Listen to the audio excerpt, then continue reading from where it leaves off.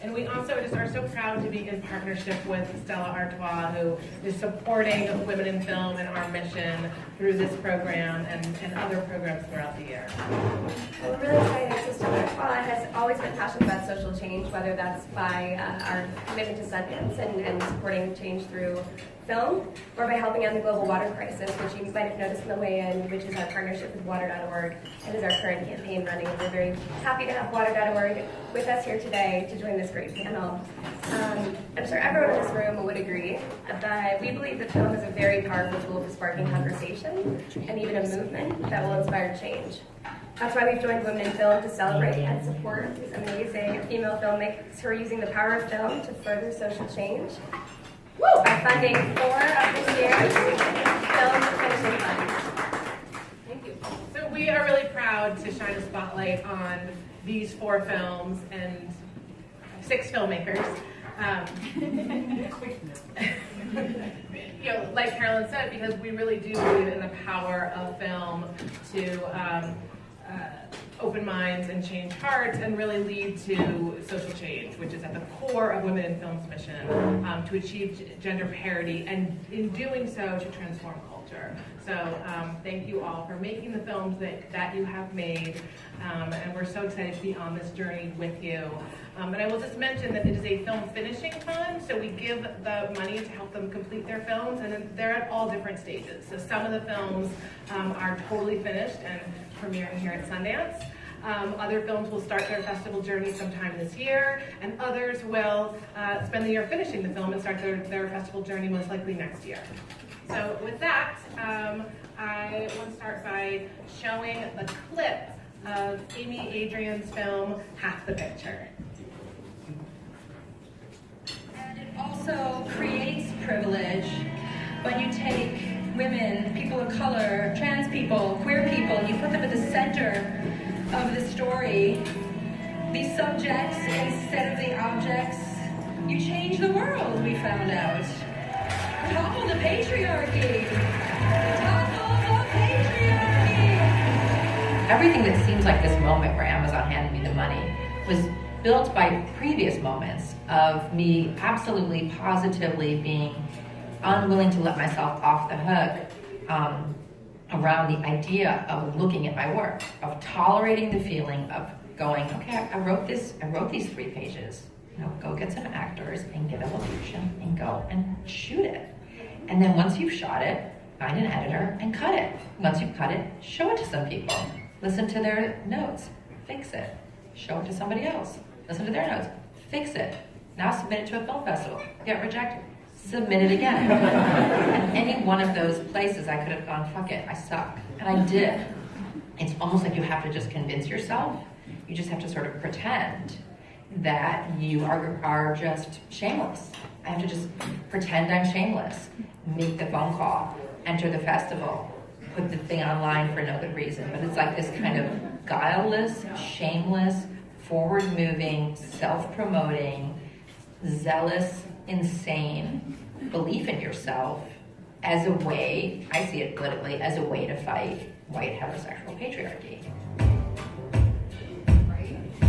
And it also...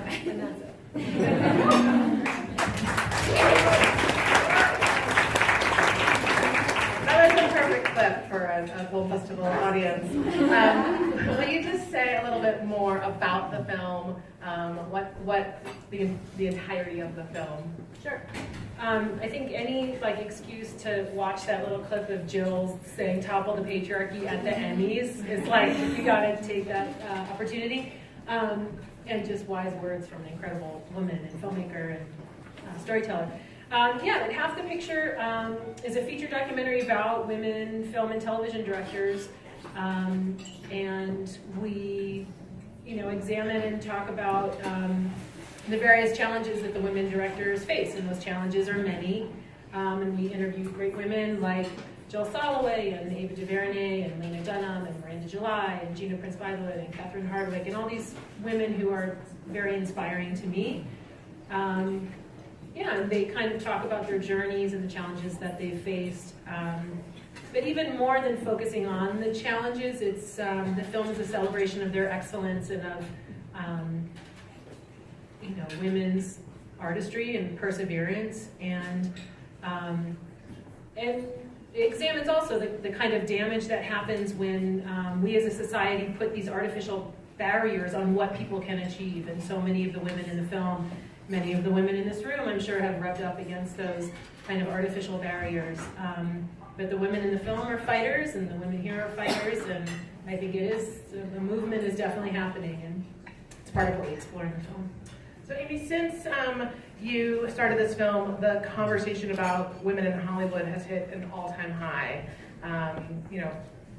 October 5th, the Harvey Weinstein story broke, and it just has continued to build and gain momentum since then. How do you see your film fitting into this sort of next evolution of the movement? That's a great question. I mean, I think in some way our film has benefited by that conversation, because 2 years ago when we started doing these interviews and I tell people about the film, they'd kind of say like, well, is it really harder for women in Hollywood now? 10 years ago, 20 years ago, definitely. 30 years ago, for sure. But Catherine Bigelow won an Oscar, and Donna Langley runs Universal. Is it really harder for women? And at least that conversation has really kind of opened the veil of, yes, women are dealing with all sorts of things that, the business is hard for everyone, but women do have particular challenges. So that's kind of taken some of the heavy lifting off the film, and that people, I think, generally agree that there are these challenges for women. And I think moving forward, I hope our film will be inspiring to other women now who are making movies, and just to be fired up by the women in the film and continue to tell our own stories. And I'm so excited to see all the films of the women on the panel. People are out there making incredible work. Amy's film premieres on Tuesday. I hope you get a chance to see it. It's premiering Tuesday at 5:30 at Prospector. Please come see it if you can. And it's also going to be Thursday, I think at 9:30, is that right, in the morning, at the Ray, which is a big theater. So if you can't get in on Tuesday, please come on Thursday. I think it'll be really fun, and a lot of the women we interview in the film are going to be there, so that'll be great. It's great. Okay, next we're going to see a clip from Nuns on the Bus, made by Melissa Reagan. Have you ever prepped a nun for TV before? This is the first time, and you know what I had to do? I had to go to Google and find out, do nuns wear makeup? And what did I find out? Nuns wear makeup, and nuns watch TV, and nuns enjoy life like everyone else enjoys. Sister, you and your fellow nuns have clearly gone rogue. Okay? We work every day to live as Jesus did, in relationship with people at the margins of our society. That's all we do. That's a cheap applause line. Jesus.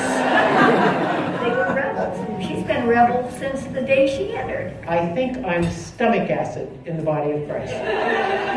Today, a holy war began. The Vatican is accusing Catholic nuns in America of falling out of line with church teachings and promoting radical feminist themes.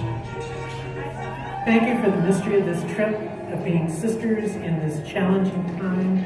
We could have decided that since we were censored by the Vatican, oh no, I guess we gotta behave ourselves.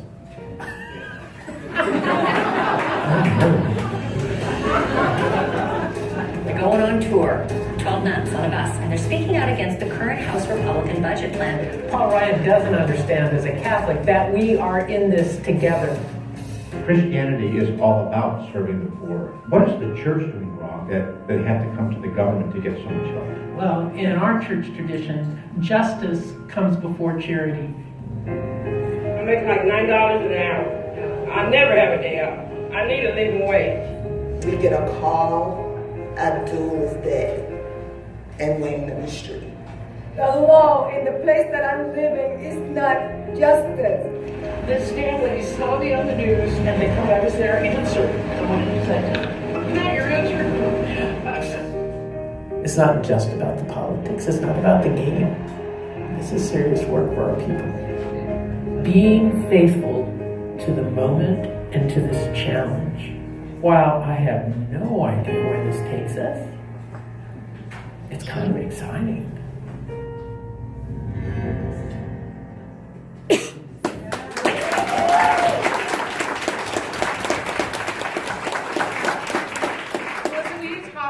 A little bit about the the genesis of this film and also where it's going next.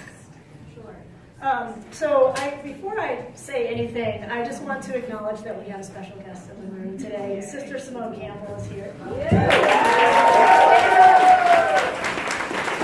main nun on the bus.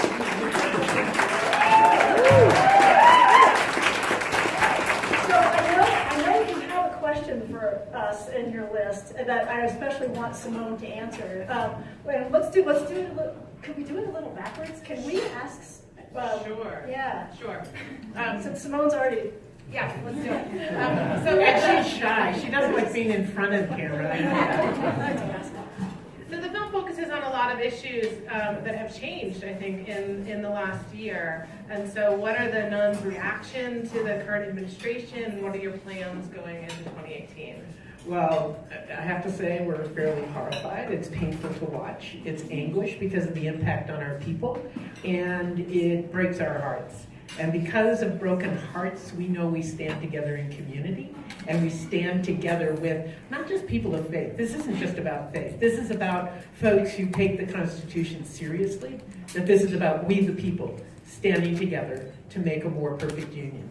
And so, while I do this because of faith, and you saw me say I stomach acid in the body of Christ, but where we all meet is in doing our part. So what we're doing right now is we're up to our ears in this shutdown of the government. We work every day on Capitol Hill trying to impact policies. And the inside story I want you to know and spread is that this fight is not about immigration. It's not about the DACA. It's not about CHIP. What it's about is the Republican Party's inability to get a budget out of their party. And so they're using everything else as a smokescreen. So what we're out doing is we're spreading the truth. And we're spreading the fact that we are better when we work together in a bipartisan fashion. So I don't know if there's going to be a bus in the fall, but there's certainly going to be a lot of mischief making. So stay tuned.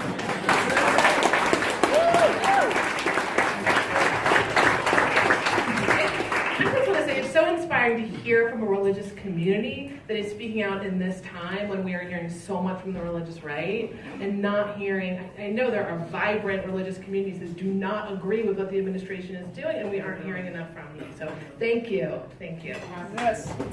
And so in answer to your question about the genesis of the film, so I'm not religious. I wasn't raised with any kind of religion. In fact, as an out lesbian, I think churches have been the enemy of me to a large extent. But the Nuns on the Bus campaign was invented in 2012, and there was a New York Times article announcing it, and sitting in the backyard with my dog, having a beer. It might have been a Stella Artois. It was. And I read this, and I just thought, I don't really know much about nuns. And the nuns, my sisters I know and love, hate it when I say this, but for all I knew, these were women who signed up to be subservient to men in this very male-dominated Catholic Church. But here they were, speaking up and pushing back, not just against their church, but against calling bullshit on our government. And it was craziness then. In 2012, it was in the tail end of the Occupy movement. And we were all trying to figure out, like, okay, now we all know about the wealth gap. What's going to happen? How do we get the truth out? So I was just so inspired. And I think just, on a lifelong journey to find and use my own voice. And I felt like if they're getting out there and speaking the truth, this could change everything. Maybe this is the last bastion of women's submissiveness in a way. And the walls could crack open and fall apart. And I need to be there and witness it and take whatever strength I can from it. So I cold called Sister Simone and I said, can I please come be on your bus? I'm so glad you did. All right, next we're going to see a clip from United Skates, which is directed by Deanna Winkler and Tina Rao. That I found out that the cultures exist and there are thousands of people, just like it's coming back. Everything was underground at some point in time. When jazz first came out, everybody was like, oh, that was going on. So you don't understand the culture, you can push it away.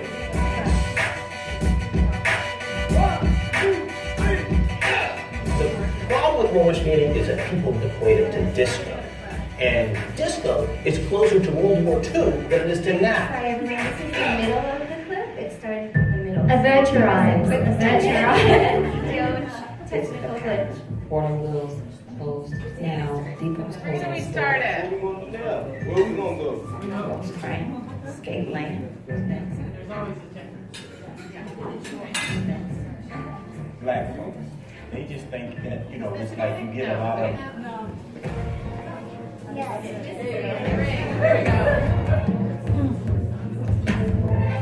Once you go into the skate world, it's a world in its own world. Our skating is so underground to the public. This is a subculture that I know is going to blow up.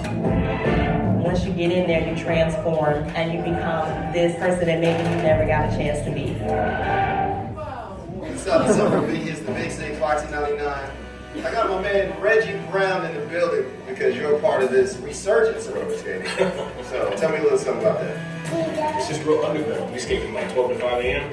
Oh, wow. So when our city shuts down, we just get started. And what's amazing is that I found out that the culture exists and there are thousands of people, just like it's coming back. Everything was underground at some point in time. When jazz first came out, everybody was like, I don't know what's going on. So you don't understand the culture, you push it away.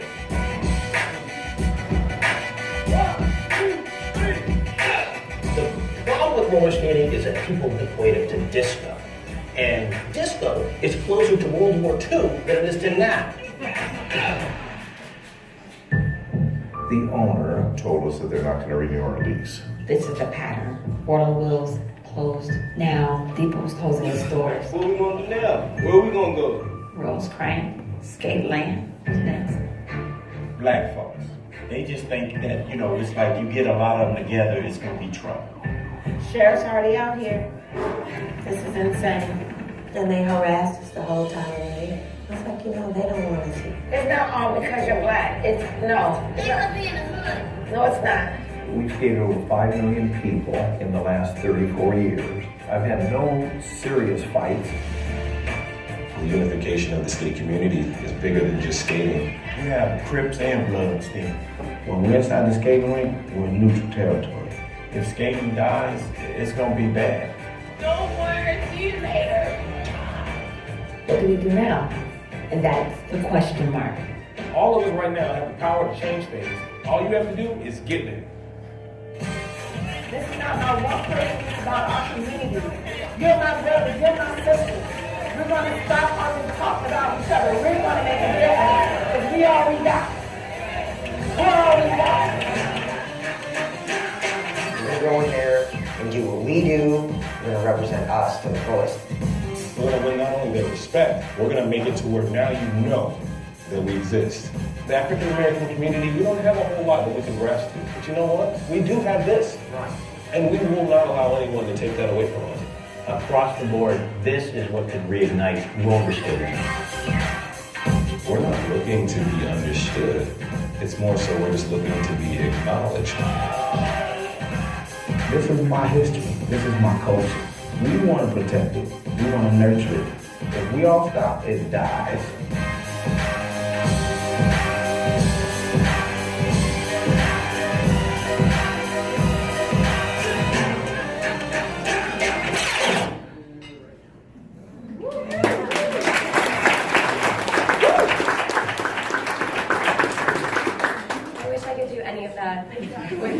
So do we. I thought I could when I went roller skating last weekend and ended up with a big bruise. Will you start just by talking about the context for this, like how you came to the story? Yeah, sure. I mean, we're not roller skaters, so this is not our field. We actually were filming another documentary about the Central Park roller skater who are an older group of disco skaters from the disco era. And we thought with the death of them would be the death of roller skating, so we were following that story. And we were at a rink one night and some younger African American roller skaters came up to us. They saw us filming and they asked us what we were doing. We had this conversation with them. And they said, oh no, roller skating's not dead, it's just gone underground. You need to come with us to a skate party weekend. So Deanna and I, of course, just jumped on a bus with them, went overnight from New York to Virginia, and we walked into a rink at midnight, and there were 3,000 skaters there, and they skated till 6 in the morning, and we went, okay, what's going on here? And so that was where we started, and obviously, you know, we were talking to a lot of the skaters there, and we discovered they were from all over the country, and they would congregate at this events to skate, and from talking to them we discovered, they each had their own skate nights in their different cities, and we just kept delving deeper and deeper and travelled across the country to find out what the story was about. One of the things that the film explores are the effects of underground subcultures being driven out of communities by outside forces. What do you see as the biggest driver behind these changes, and what are you most concerned about for these communities? So that's a big question. That's a big question, yeah. So one of the themes in our film is the current state of our country and the emphasis that's put on commercialism over community, because everything is driven by money. And so, whether that's from the city, whether that's from the owners of the land, there are many, many reasons why roller rinks, in our case, but many community spaces are being closed down, pushed out. People that are originally from those areas are being forced to move, gentrification. And so, what damage does that do to a community, and what can we do to combat it? So it's complicated, and we didn't know the answer. We asked a lot of questions. It's not always the same in different parts of the country, but one thing that we have realized is that a very powerful tool that cities are using is something called exclusionary zoning. And it's a specific type of zoning, thank you, that basically pushes communities out of the space, and there's nothing they can do about it because the zoning on that space is now changed. So in regards to roller rinks, for example, these are community spaces that they get bought out, or the city decides that they should be changed into a commercial zoning space. And so every rink that we filmed closed, which were many, many rinks over the last 4 years, 3 rinks are closing a month, I think, in the country right now. They've all turned into the same 10 stores that are the same 10 stores that we see when we drive anywhere in this country, because our whole country is starting to look just like Home Depot and Walmart. And, our main rink that closed that we filmed training was Saks Fifth Avenue. Saks off Fifth, actually, not even. And so one thing that we can do about it is to raise awareness that a community needs to understand this so that they can take action before it's rezoned, so that they can own those spaces and become a part of those spaces and make something happen, because once they've been rezoned, you're fighting against big business and you won't win. And the loss of these community spaces is, I think, it's not just about roller skating. In our instance, a lot of hip hop artists, skated or got their start in a roller rink. They played their first track there. They performed in a roller rink. Queen Latifah had her first West Coast appearance at a roller rink. They did roller skating tours. So, what impact does that have if we shut these community spaces? Maybe not now, but in the years to come, we just don't know. So that's why we're fighting for that. Thank you. Next, we're going to see a clip from Pathways, which is directed by Florencia Krochik and Andrea Sallow. Directed, produced. Directed, produced.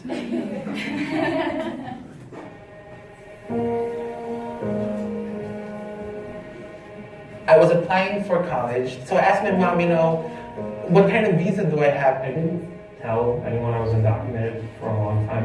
I'm undocumented. I am an undocumented.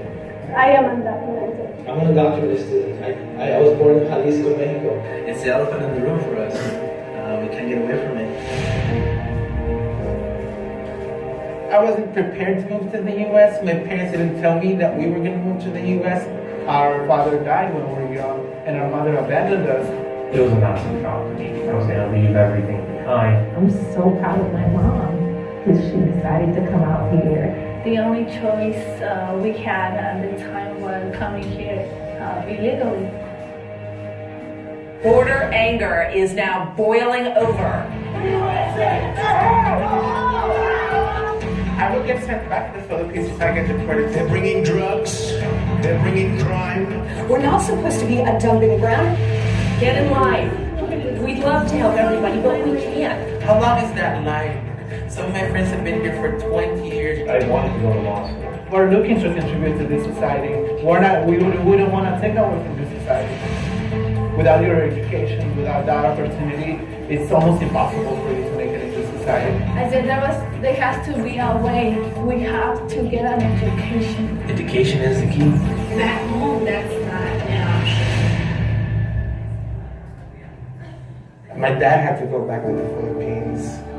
We haven't seen him in a long time. I haven't seen my sister in 14 years. Because of this whole issue, we can't be connected. I want to uplift my family from the struggles that we have to go through. There's a quote by Gandhi, it goes, be the change you want to see in the world.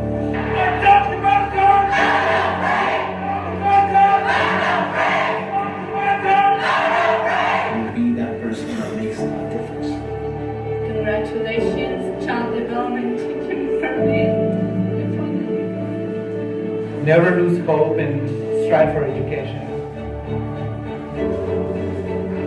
I believe that this place has given me the opportunity to flourish. My goal is to one day become a lawyer and then maybe run for office. He's doing biochemistry and I'm doing child development. I already saw the greatness of this country. I wanted to have that kind of upbringing for myself. We need to build a wall. Immigration reform is good for our economy. We never had a second chance. This was our first chance.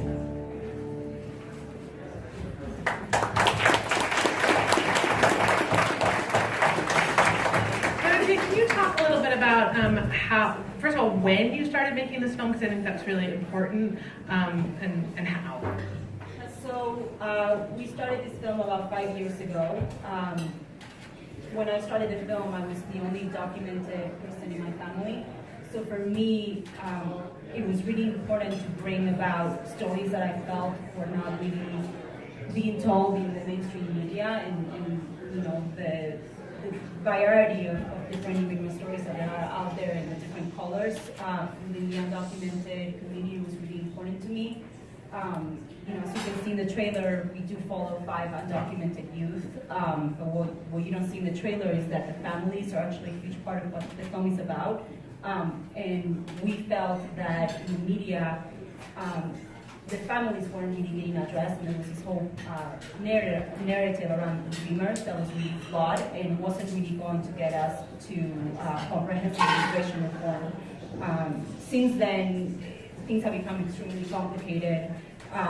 DACA is a very complicated issue. It's shown the kind of benefit that can really happen from giving undocumented communities the access to being able to work, but at the same time, it hasn't addressed the majority of the undocumented population, and we kind of deal with that in the film. It's a very, very complex issue, and especially today, we are really, really excited to get it out, and it can't come any sooner. It's a very needed subject, and we have been so fortunate to have the subjects in the film who trusted us, put themselves at great risk, and are willing to tell their stories to hopefully instigate change. And are you still interviewing? Are you still shooting, or are you in? No, we're in post. Yeah, we've been. We started post before November 2016, and the film looked very different then.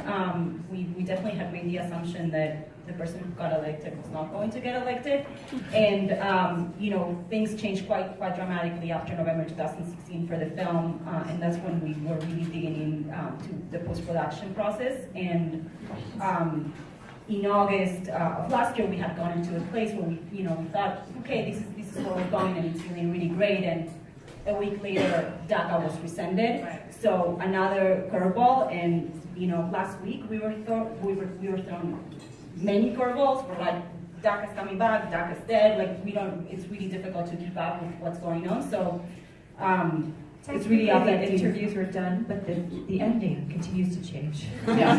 Right. And how are the current policies affecting your subjects? It's been difficult. I mean, ultimately, a major theme of immigration right now is uncertainty and not knowing your fate and not even having control over it at all. So that's something that we really try to focus on in the film, and show how these people are functioning day to day in the face of complete uncertainty. and things are ending uncertain at the moment. But we are absolutely dedicated to bringing these stories to light and allowing people to understand what the undocumented immigration conversation is about in a more full, rounded way. I'm really glad that you are. So I wanted to, could somebody give me a time check? We've got 10 minutes. Okay, great. Perfect, yay. So I wanted to just sort of ask each of you, to talk about, and you have touched on this in some of your answers, but in today's climate, when conversations about social issues are moving so quickly and turning on a dime, as you mentioned, how do you think it impacts your storytelling and your sort of, I would say, your ability to kind of finish your films almost? Well, let's start with pathways. Yeah, I think for us it's been incredibly challenging, especially for me with my background with my family. I've been desperate for comprehensive immigration reform since we began filming. So it's been very, very challenging because we want to get the film out there as soon as possible to affect policy, but at the same time, especially with documentaries, it's really important for these stories to brew for a bit, and we've just learned to be patient, and we're glad we've been patient for the past 6 months, because we really feel that now we're at a place where the film is really going to be able to have an impact and get finished in the right way. So I think for us it's just a constant balance and trying to surround yourself creatively, with our editing team, with people that kind of keep you in check, because especially when you have a personal connection to the subject, I think it's easy to just get anxious and just want to get it out there. But the process of being patient, I think, is just also extremely important. Yeah, and this film has a real opportunity to impact policy. I asked the same question. Yeah, I think that to be a good documentary filmmaker, you have to let go of control, because unlike a narrative film where you have a script and you know what everyone's going to say before you start shooting, and you know how it's going to end before you start shooting, this is the exact opposite. You never know what's going to come out of someone's mouth. You wouldn't be a good filmmaker if you knew the end of your documentary before you started, because that's the whole point, is for it to be honest and true and not to manipulate where it's going. And at the same time, we're kind of driven by the social issues behind the stories. And a wise filmmaker once told us, you don't tell your children bedtime social issues, you tell them bedtime stories. And so how do you find the story and what you're filming, and yet also be so aware of these very heavy issues that you're trying to tackle at the same time?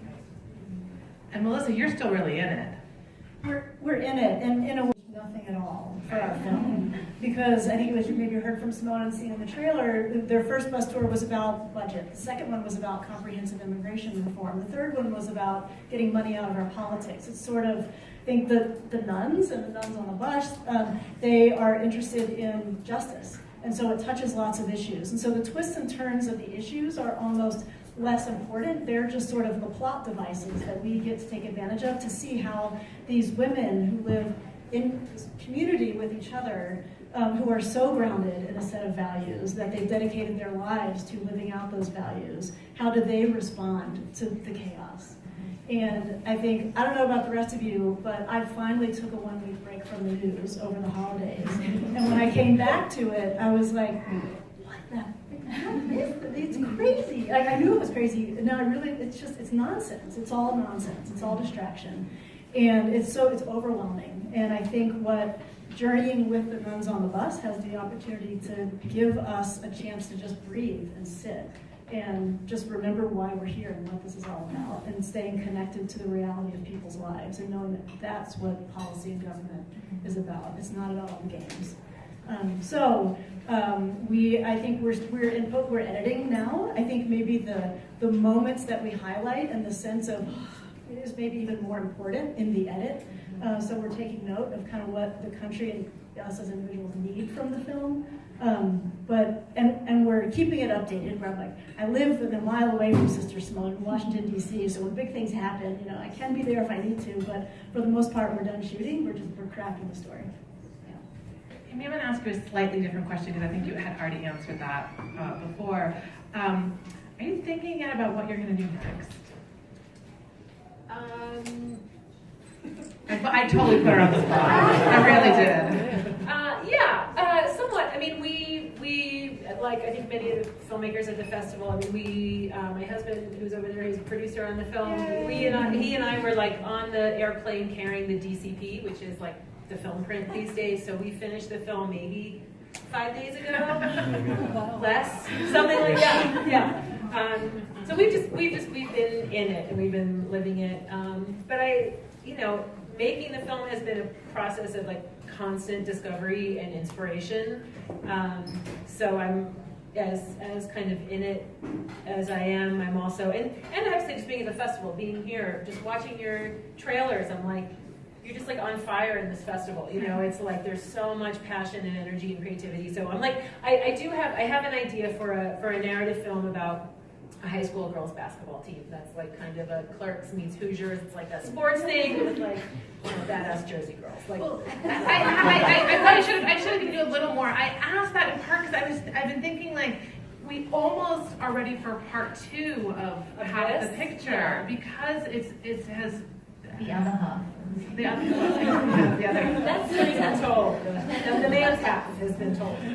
Well, I think maybe the other half being the end game. Like, I don't know if anyone has seen this quote yet from Anita Hill, but she has joined this Hollywood commission, the Sexual Harassment Commission, and she said, this started for me 20 years ago, and I'm here now to finish it. That's awesome. And so I kind of feel like we're in. I don't know, maybe I'm too optimistic, but I feel like maybe we're in the home stretch of closing that gap. I mean, I would say a couple things. First of all, I'm so glad that Anita Hill is doing that. I'll be happy when she's on the Supreme Court. Like, that's where I feel like her final justice is. But and I think honestly, there are a lot of other filmmakers who are making films that tackle various aspects of these issues. I mean, there's already a Harvey Weinstein doc that's being made, and there's a doc about sexual harassment in Hollywood, and those stories need to be told and are going to be told. And people are making art about things that they're passionate and fired up about, and I think that's great. I don't know that I'm the one to like continue this particular thing, but being in a community of artists, like those stories are going to continue being told no matter what. We want to see the basketball story too. Yeah. Great. I think that, pardon my tired Sundance voice, everybody, but I thank you all so much. I think it's an honor to be up here with all of you, and I'm so inspired. I feel like I could sit here and ask each of you probably more questions than you'd ever want, but I'm so inspired. I think I'd just like to give a round of applause again to this incredible audience.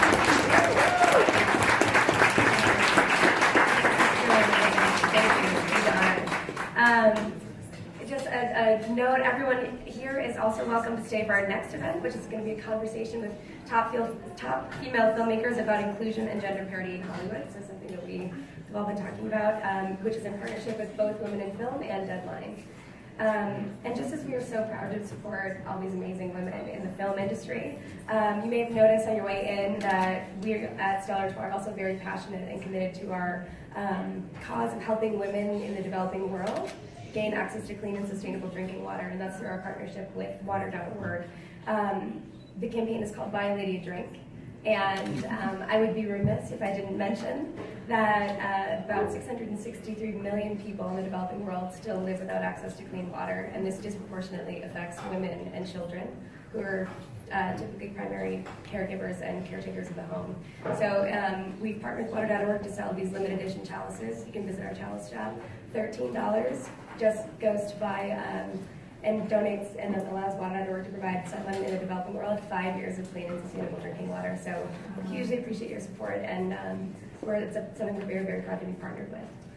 When we started this partnership with Stella Artois last year, and I learned about your partnership with water.org, it made me feel so good about doing this because it's The work that we do in the entertainment industry, the stories we tell, obviously has a huge impact on so many different things. It's obvious through all of your movies, but just this really simple, donation to water.org, that impact that has, I think is so meaningful, and it just makes me proud to be in partnership with you. So thank you for that. I'm buying a chalice. We appreciate it. Thank you all so much for being here. What a great discussion, and looking forward to the next panel as well. Thank you all. Thank you.